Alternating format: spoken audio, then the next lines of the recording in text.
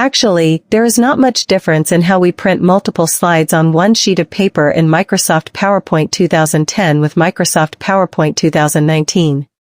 However, there is nothing wrong if I share how to remind you again. The method is very easy. Watch this tutorial until the end to find out how.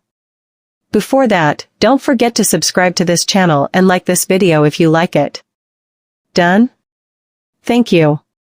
First of all, go to the Print menu. The method is to select the File menu, then select Print, or you can also press the Ctrl and P keys on the keyboard simultaneously. Then the Settings section, change from full page slides to 2 slides, so that previously in the Print Preview slide there was only 1, now there are 2 slides per page. After that, you can immediately click Print to continue the printing process. How easy, right? Hopefully this tutorial can be useful for all of you. See you in the next video.